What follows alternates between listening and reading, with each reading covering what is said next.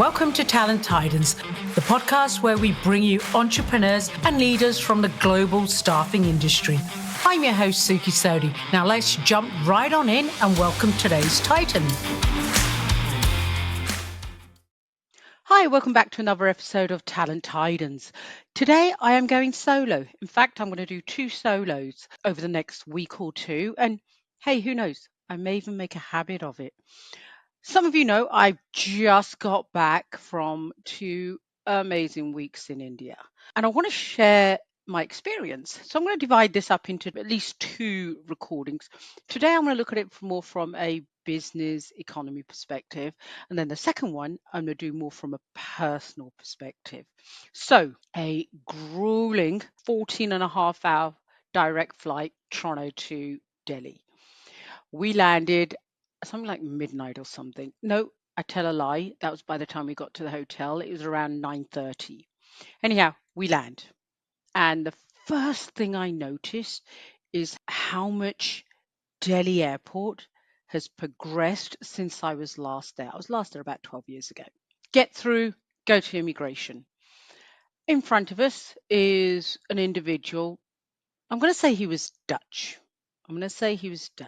Good command of English, refusing to tell the immigration people where he was staying, why he was in the country. He had a visa, but part of like everywhere else, right? They want to know, what hotel are you staying at? Where are you staying? All of that kind of good stuff. The guy literally wouldn't tell him. He was so unbelievably rude. And of course, it delayed all of us. But what I found really interesting was they asked him to move to one side so we could go. And as we're walking up, the two guys on the counter were talking to each other. And one turned around to the other and said he still thinks whites rule India, which I thought was a really interesting take on it. And in all honesty, based on the guy's reaction, the traveler's refusal to give basic information, I can see why they came to that. Anyhow, driver picks us up. Oh my God, Delhi was lit up like the strip in Las Vegas. I was shocked. It was still heaving. Anyhow, we get to the hotel, all the rest of it, checking, all good. Next morning. My biggest shock that morning was the different types of people staying at that hotel. We had Japanese, Chinese. In fact, there were quite a few Chinese on the flight. We had obviously English. We had European. It was so cosmopolitan, and the different accents and everything. It made London look not as cosmopolitan. Does that make sense? Yes, it does. But it was really surprising and shocking. But then, having said that, looking around, just the number of skyscrapers, companies that are there, Google, SAP, Microsoft, you name them, they're there. So I can understand why that was happening.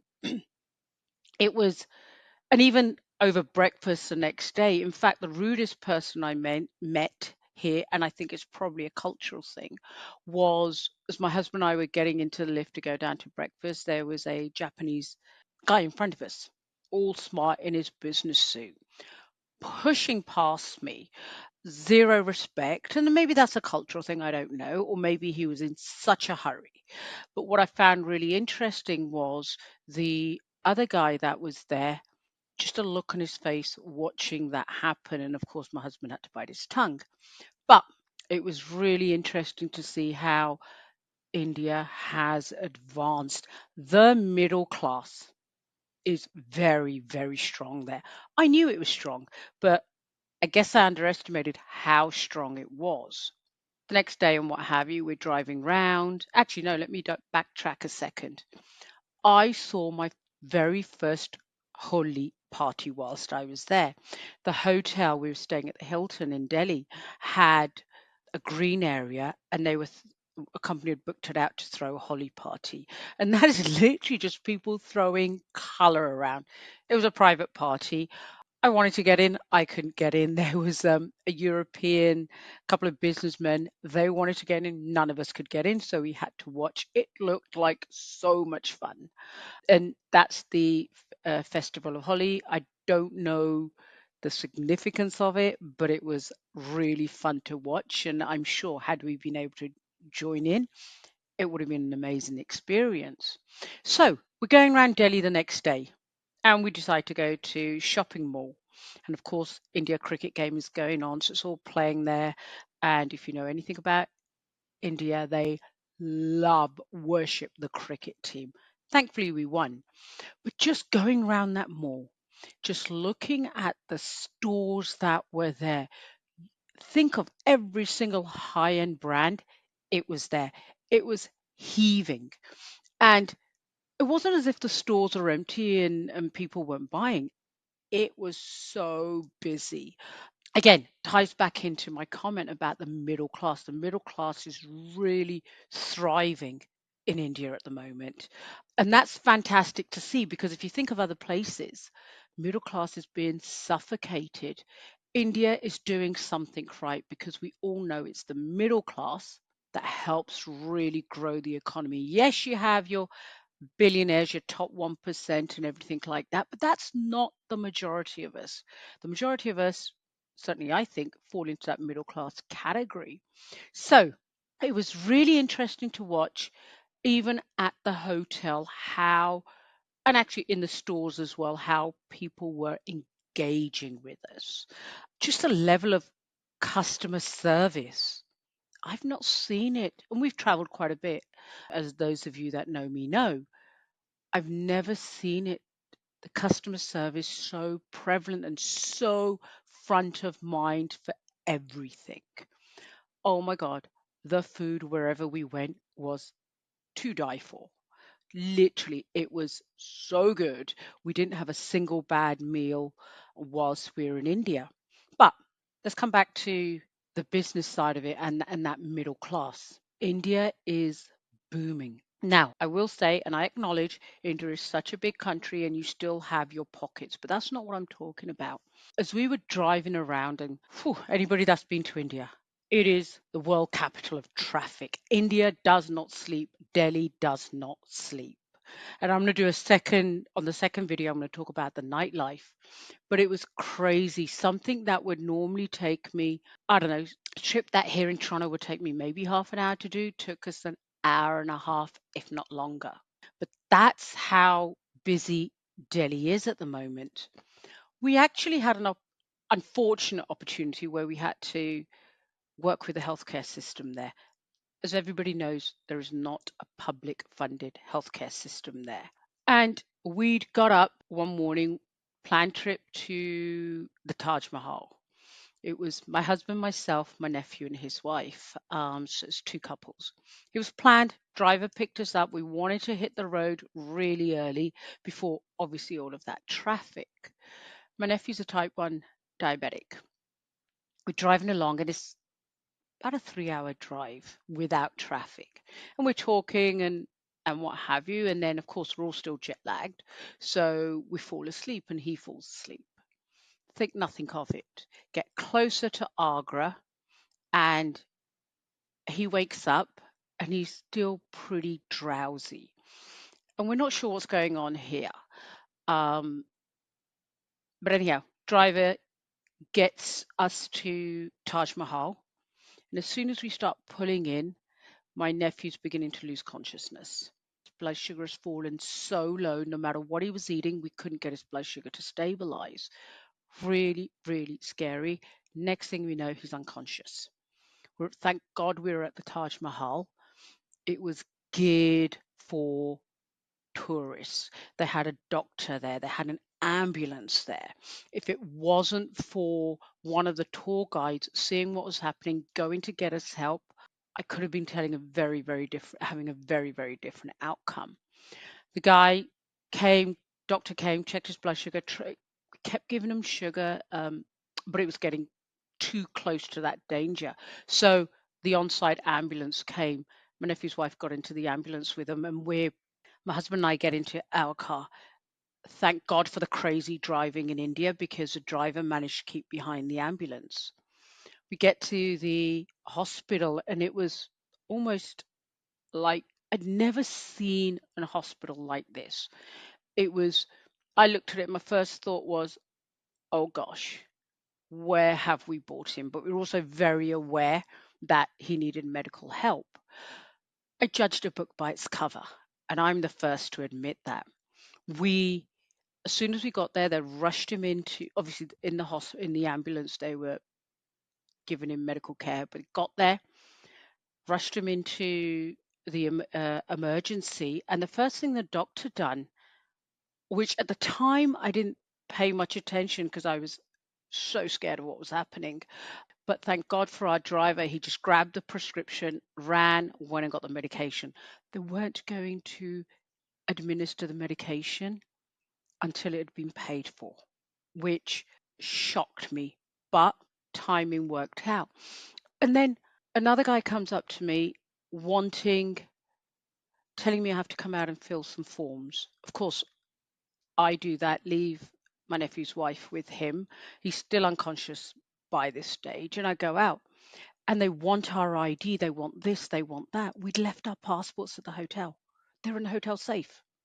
Thank God my husband had his Canadian driving license on him. So, anyhow, before they would treat him any further, I had to pay. I had to pay. Now, we have insurance and what have you, but they weren't interested in that. They wanted cash. Thankfully, I had cash on me. So, okay, there you go. And I expected to get ripped off here. I was fully prepared to be ripped off. Again, stereotyping my own biases and prejudice, I guess. No, it was in the overall scheme of things. I want to say, I can't remember the exact amount. I want to say they charged me about 4,000 rupees. Just that's less than £50. That's less than $100. They administered the medication, and my nephew started coming round. And they then discharged him. A couple of hours later, he's discharged. And I'm like, oh my God, what about keeping him for observations? And remember, I've got to tell my sister her son's in um, potentially in hospital, slipping into a coma. And I'm like, no, I'm not. No, you got to keep him type of thing. And my nephew was fine. So I got him to check his blood sugar again before we left. The whole thing took, seems like forever, maybe 3, 4 hours. That was it. The whole bill came to about 5, 6,000 rupees because I had to pay some more because I wanted them to just test his blood sugar before we literally got into the car again. And they charged me 50 rupees for that, which, oh God, I can't even do the math, but it's less than $1. But as we got into the car, there was people knocking on the window. There'd been people hanging around the hospital that now wanted a tip for helping him. It's crazy. I mean, it's just the way the country works, I guess. But the driver, we didn't understand what the hell was going on. We just wanted to get the hell out of there. But the driver knew exactly what it was. So the driver slipped us 100 rupees, which we gave them. They were very thankful and we left. The whole thing cost, as I said, 5, 6,000 rupees, which is 50, £60, 100, $105 or something. What would have that cost here? What would have that cost in the US? Now, the UK's got the NHS, so that's different. But actually, no, as a foreigner, I wonder what that would have cost. So, you know what? India's healthcare system worked for us, which again, as I said, I'm surprised. I was really scared taking him in there. And they gave us a full report to take, written report to be able to take back when he gets back home to London, give to his doctor and everything. And guess what? We got in the car and we went to Taj Mahal. Taj Mahal was, oh, I've done it twice now. If you haven't been to the Taj Mahal, you got to do it. My husband and I were really scared taking him to Taj Mahal because we just wanted to get the hell in the car, back to the hotel, to my version of civilization, right? But Taj Mahal is beautiful. So if you've not done it, you got to do it. But let me come back. Let us bring this back round. So that was our experience. The next day, as you can imagine, it was a rest day. And we ended up I ended up talking to a lady that owned a business there. We were talking over breakfast, her and I, and she was telling me the number of women-owned businesses is an amazingly high number, and I wish I had written down what she told me. But she named off so many Indian companies that are owned by females. And I'm not just talking small companies, big enterprises. And that was just amazing to see in a country where women are supposedly suppressed. Honestly, I did not see that at all. And those of you that know me, I'm Indian background, and that's certainly not how my dad brought me or my sisters up. But it was really interesting to see how advanced the Indian economy has become in those 12 years or so. The infrastructure. So we live an 8-9 hour drive from Delhi north, and we always get picked up. I was not sure I wanted to be picked up. Wasn't sure what the roads are going to be like. Oh my God. All the way through, there's highways connecting absolutely everything. Feels like there's a million tolls, but then we did do quite the distance. But just look at that infrastructure going in. So why am I talking about all of this? If you're in recruiting, maybe you want to look at India. That's something I'm certainly going to be exploring further. I'm going to be exploring the business opportunities for my business further in India. I'm not quite sure what that's going to look like, but if I was in construction, engineering, medical, I would look at the Indian market. That is just booming. It is booming. So that's my little short take on my trip to India, and just from a business perspective and from a healthcare perspective, what I found. I'm going to record another one. And that's going to be, I guess, the other side of India, the more personal side of India and my personal experience. So if you enjoyed this one, make sure you listen to the next one. Bye for now. Thank you for listening to this episode of Talent Titans, brought to you by Recruitment Professional Forum, where they're building a grassroots community for professionals and leaders in the recruitment industry to collaborate, advocate, and advance the profession. If you liked or were inspired by what you heard, make sure to follow, subscribe, and even leave a review. It lets more talented recruiters like you find the show. Until next time, keep on being a talent titan.